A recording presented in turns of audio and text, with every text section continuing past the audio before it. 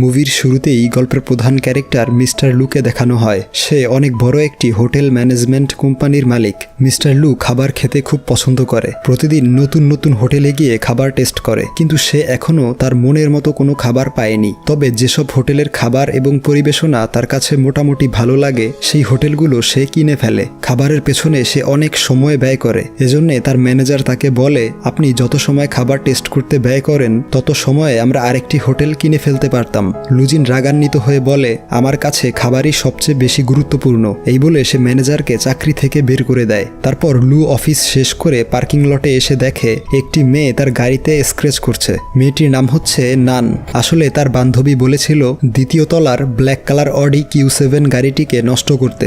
গাড়িটি ছিল তার বান্ধবীর বয়ফ্রেন্ডের। ছেলেটি তার বান্ধবীকে ধোঁকা দিয়েছে, কিন্তু যখন লু তাকে বলে সে দ্বিতীয় তলায় নয়, বরং সে রয়েছে তৃতীয় তলায় এবং এই গাড়িটি হচ্ছে লুয়ের, তখন নান তার কাছে ক্ষমা চায় আর বলে সে এখনই স্ক্র্যাচ রিমুভ করে দিবে। কিন্তু কিছুতেই স্ক্র্যাচ রিমুভ হচ্ছিল না, তাই সে উল্টো একটি লাভ এঁকে দেয়। এই দেখে সে নানের কপালে তার ফোন নাম্বার লিখে দেয়। বলে তার গাড়িটি রিপেয়ার করে না দিলে সে তাকে পুলিশে ধরিয়ে দিবে। এরপর নানকে একটি হোটেলে দেখা যায়। সে এখানকার জুনিয়র শেফ বা রাঁধুনি। তবে তার রান্না করা ডিশ কেউ পছন্দ করে না, কারণ সে পুরনো ধাঁচের ট্রেডিশনাল খাবারগুলো রান্না করে। নান তার হোটেলের ম্যানেজারকে ভালোবাসত এবং ম্যানেজারও তার সাথে ডেট করেছিল। আজ সে ম্যানেজারকে বিয়ে করতে অফার করে, কিন্তু ম্যানেজার বলে সে তার মতো জিরো ফিগার মেয়েকে বিয়ে করবে না।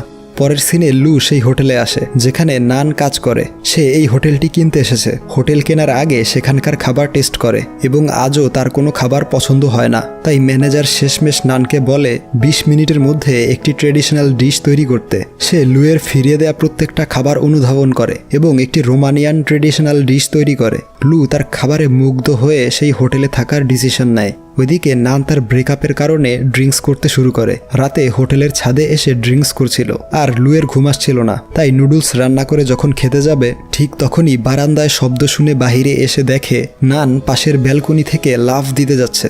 লু তাকে বাঁচাতে পাশের ব্যালকনিতে চলে আসে, কিন্তু তাকে কোথাও দেখতে পায় না। আসলে নান ফ্লোরে শুয়েছিল। সে তার পা ধরে ফেলে। তাকে জিজ্ঞেস করে, আমি কি দেখতে এতটাই খারাপ যে আমার বয়ফ্রেন্ড ব্রেকআপ করে নিয়েছে? সে বলে, তুমি দেখতে মোটেও সুন্দরী নও। এই শুনে নান কান্না করে দেয়। এরপর সে উঠে লুয়ের রুমে ঢুকে পড়ে। লু তাকে বের করার অনেক চেষ্টা করে ব্যর্থ হয়। পরে সে মাতাল অবস্থায় সেখানেই ঘুমিয়ে পড়ে। তাই লু তাকে সুটকেসে ভরে বাহিরে রেখে আসে। হোটেলের দুজন স্টাফ তাকে দেখে প্রচণ্ড ভয় পায়।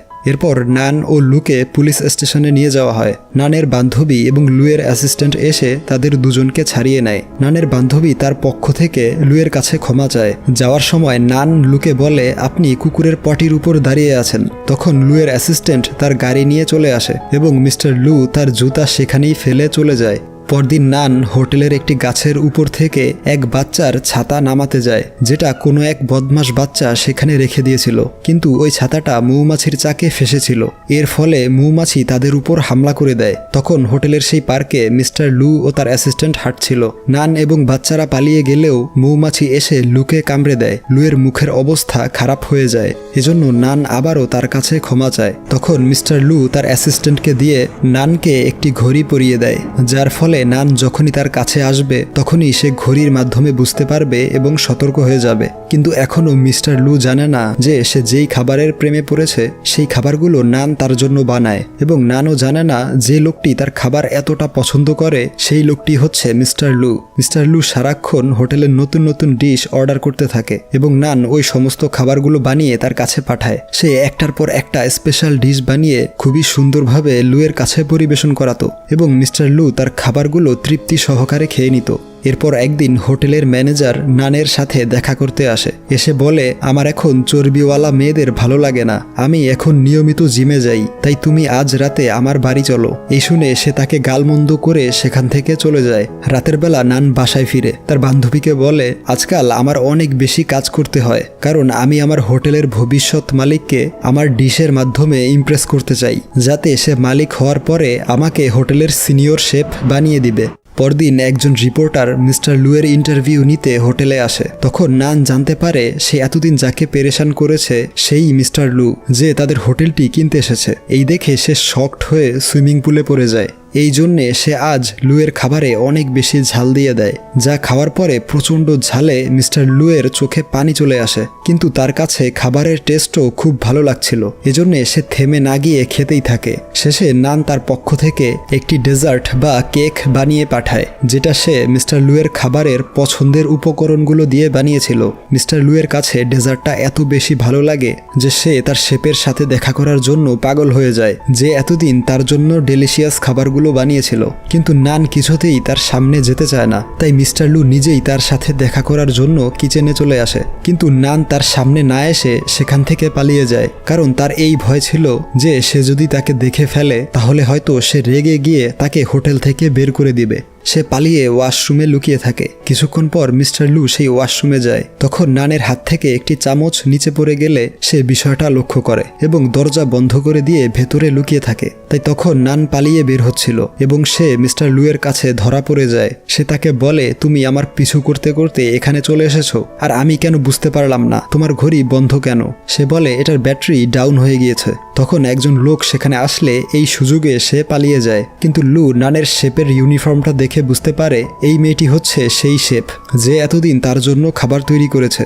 পরদিন নান যখন কাজে আসে, মিস্টার লু তার সাথে দেখা করতে চলে আসে এবং তাকে বলে, এখন পর্যন্ত তুমি আমার সাথে যা কিছু করেছো তার সবকিছুই কি কোইন্সিডেন্স ছিল, নাকি তুমি এসব জেনে বুঝে করেছো? তখন নান কিউটভাবে এক্সপ্রেশন দিয়ে বলে, আমি জেনে বুঝে এসব করিনি। এরপর মিস্টার লু তাকে কেক বানাতে বলে চলে যায়। পরে সে যখন আরাম করে কেক খেতে নেয় তখন তার বাবা তাকে ফোন করে। তিনি বলেন, তুমি এখনো সেই হোটেলে কি করছো? সেখানকার কাজ দ্রুত শেষ করে অন্য হোটেলের উদ্দেশ্যে যাও। মিস্টার লুয়ের তার বাবার কথা শুনে খুব মন খারাপ হয়, কারণ নানের খাবার তার কাছে অনেক বেশি পছন্দ হয়ে গিয়েছে।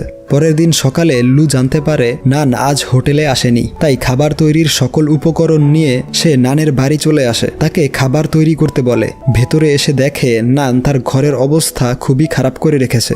সমস্ত জিনিসপত্র এদিক সেদিক ফেলে রেখেছে। সে সোফা থেকে কোনো মতে কাপড় সরিয়ে বসে পড়ে এবং সে টেবিলের নিচে বইপত্র রেখে টেবিল কিছুটা উঁচু করে নেয়, যাতে সে আরাম করে বসে খেতে পারবে। লু তাকে রান্না করার জন্য চিংড়ি এনে দিয়েছিল। নান খুব যত্ন সহকারে রান্না করে তার সামনে নিয়ে আসে। সে যখন তার পাশে বসতে যায় তখন সে বলে, আমি খাবার একা বসে খাই, এখান থেকে চলে যাও। তাই নান কিচেনে বসে খাবার খায়। নান জিজ্ঞেস করে, আপনি বন্ধু বা ফ্যামিলির সাথে বসে খাবার খান না? তখন লু বলে, তোমার কাছে গোসল করাটা যেমন পার্সোনাল ম্যাটার, ঠিক তেমনই খাবার খাওয়াটাও আমার কাছে খুবই পার্সোনাল একটা ম্যাটার। মিস্টার লু আরো বলে, তোমার ঘরের জানালার কোনো পর্দা নেই কেন? সে বলে, আমার সূর্যাস্ত বা সানসেট খুব পছন্দ, কিন্তু আমার বিল্ডিং থেকে সানসেট ভালোভাবে দেখা যায় না। এর কিছুক্ষণ পর নান খাওয়া শেষ করে দেখে লু সেখানেই ঘুমিয়ে পড়েছে। পরদিন লু ঘুম থেকে উঠে বুঝতে পারে গত রাতে সে এখানেই ঘুমিয়ে পড়েছিল। সে নানকে খুঁজতে তার রুমে চলে আসে। দেখতে পায় সে এখনো ঘুমিয়ে আছে। ওই দিনের পর থেকে মিস্টার লু প্রতিদিন মুদির সমস্ত জিনিসপত্র নিয়ে নানের বাসায় চলে আসে এবং তাকে রান্না করতে বলে। খাবার খেয়ে প্রায় সময় সেখানেই ঘুমিয়ে পড়ে। এভাবে কয়েকদিন কেটে যায়। নান প্রতিদিন তাকে নতুন নতুন ডিশ বানিয়ে খাওয়ায়। একদিন সে লক্ষ্য করে নানের পাশের বিল্ডিং থেকে একদম ক্লিয়ারভাবে সূর্যাস্ত দেখা যায়। ওইদিকে মিস্টার লুয়ের অ্যাসিস্ট্যান্ট নানের বান্ধবীর সাথে ডেটিং শুরু করে। একদিন রাতে খাবার খাওয়ার সময় হঠাৎ প্রচণ্ড বৃষ্টি শুরু হয়। নানের ঘরে লিকেজ হচ্ছিল, এজন্য তারা দুজন ছাতা নিয়ে বসে থাকে। বৃষ্টি থেকে বাঁচার জন্য তারা বাহিরে চলে আসে। বাহিরের পরিবেশটা তারা খুব এনজয় করে, কিন্তু কিছুতেই বৃষ্টি কমছিল না। তাই তারা একটি বাসে উঠে পড়ে। সেখানে তারা দুজন খুব কাছাকাছি চলে আসে। তারপর সে নানকে তার বাসায় পৌঁছে দেয়। বেরোনোর সময় নানের কুকুরটা তার কাছে খাবারের বাটি নিয়ে আসে, কারণ কুকুরটি ক্ষুধার্ত ছিল। সে তাকে খেতে দেয়। তারপর কয়েকদিন মিস্টার লু নানের বাড়িতে আসে না এবং সে হোটেলেও ছিল না। তাই নান তার বান্ধবীকে নিয়ে লুয়ের বাড়ি চলে আসে। লুয়ের অ্যাসিস্ট্যান্ট তাদেরকে ভেতরে আসতে বলে, কিন্তু বিনা অনুমতিতে তারা লুয়ের সাথে দেখা করতে পারবে না। তাই সে এক দৌড়ে বাড়ির ভেতরে চলে আসে। দেখতে পায় একটি সুন্দরী মেয়ে তার খাবার সার্ভ করছে। নান জিজ্ঞেস করে, এই মেয়েটিকে? লু বলে, এ হচ্ছে আমার পার্সোনাল শেফ লিং। লিং বলে, আমি 7 বছর ধরে ওনার পার্সোনাল শেফ হিসেবে কাজ করছি।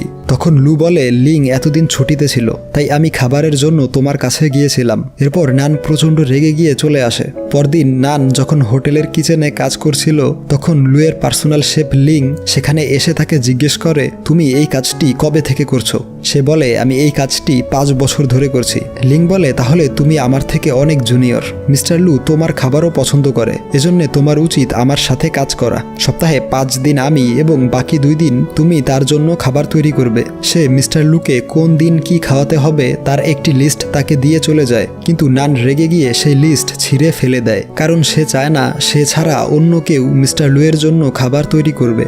পরদিন যখন নান আবারও কাজে আসে, তখন তাদের সিনিয়র শেফ এসে সবাইকে বলে, তোমরা এবার খাবার বানানো বন্ধ করো, কারণ এই হোটেলটি মিস্টার লুয়ের কোম্পানি কিনে নিয়েছে এবং তার আমাদের থেকেও ভালো শেফ চাই, এই জন্যে সে আমাদের সবাইকে ছাঁটাই করে দিয়েছে। তখনই সেখানে মিস্টার লু আসে। নান স্টাফ রুমের ড্রয়ার থেকে তার নিজের সমস্ত জিনিসপত্র নিতে যায়। মিস্টার লু সেখানে আসলে সে বলে, আপনি সবাইকে ছাঁটাই করে দিয়েছেন? তো সে বলে, হ্যাঁ, কারণ এই হোটেলকে আমি ইন্টারন্যাশনাল হোটেলে রূপান্তরিত করব, কিন্তু আমি তোমাকে আমার পার্সোনাল শেফ বানাতে চাই। নান লুকে বলে, আপনি দুজন শেফের ডিশ একসাথে খেতে পারবেন না, আপনাকে আমাদের দুজনের মধ্য থেকে যে কোনো একজনকে বাছাই করতে হবে। এবং আপনি কিভাবে পারলেন হোটেলের সবাইকে ছাঁটাই করতে?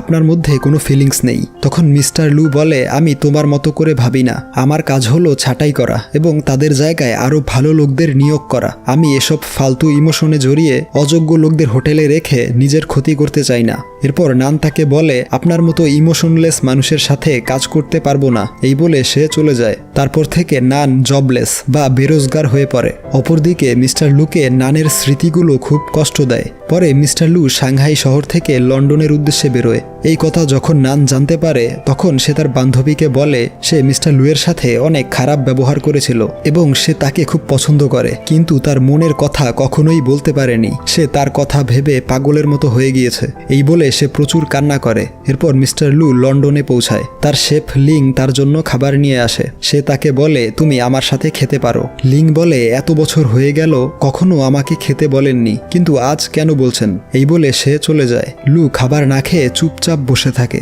রাতে লিং তাকে মেসেজে বলে, আপনার এখন শেফের চেয়ে বেশি কিছু প্রয়োজন, যা আমার পক্ষে হওয়া সম্ভব নয়। পরদিন তার বাবা তাকে বলে, আমি তোমাকে কতবার বলেছিলাম কাজের মধ্যে কখনো ইমোশনকে জায়গা দিবে না। তখন লু বলে, বাবা, আমরা অনেকদিন একসাথে বসে খাবার খাইনি, চলো একসাথে বসে ব্রেকফাস্ট করি। এরপর সে তার বাবাকে জিজ্ঞেস করে, তুমি কখনো কাউকে ভালোবেসেছো? তার বাবা বলে, হ্যাঁ, আমি সবচেয়ে বেশি ভালোবেসেছিলাম তোমার মাকে এবং এখন বাসি তোমাকে।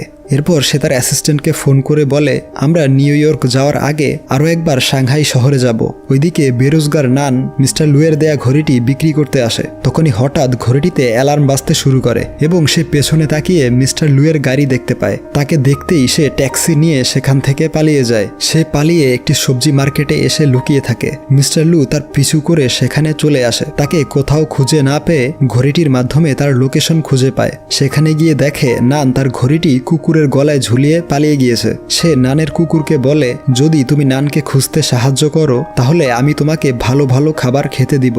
তখন কুকুরটি তাকে নানের কাছে নিয়ে যায়, কিন্তু সে দরজা লক করে ভেতরে বসে থাকে। লু বলে, দরজা খোলো, তোমার সাথে আমার কিছু জরুরি কথা আছে। কিন্তু সে বলে, আমি খুলবো না, আমি তোমাকে ঘৃণা করি, তুমি তোমার পার্সোনাল শেফের কাছে যাও, আমি তোমার জন্য খাবার বানাতে পারবো না। তখন মিস্টার লু বলে, তুমি আমার কাছে শুধুমাত্র একজন শেফ নও, তুমি একজন স্পেশাল মানুষ, আমি তোমাকে পছন্দ করি। যা শুনে নান হেসে দেয় এবং বলে, তাহলে আমাকে বলো যে আমি পৃথিবীর সবচেয়ে সুন্দরী মেয়ে, তাহলেই আমি দরজা খুলবো। মিস্টার লু বলে, হ্যাঁ, তুমি পৃথিবীর সবচেয়ে সুন্দরী মেয়ে। এই শুনে নান প্রচণ্ড খুশি হয়। এরপর মিস্টার লু নানকে নিয়ে নানের পাশের বিল্ডিংয়ে চলে আসে, যেখানে বসে মিস্টার লু নানের পছন্দের সূর্যাস্ত দেখে, কারণ নানের খুব ইচ্ছা ছিল সে এভাবে ব্যালকনিতে বসে সানসেট দেখবে। গল্পটি এইখানেই শেষ হয়ে যায়।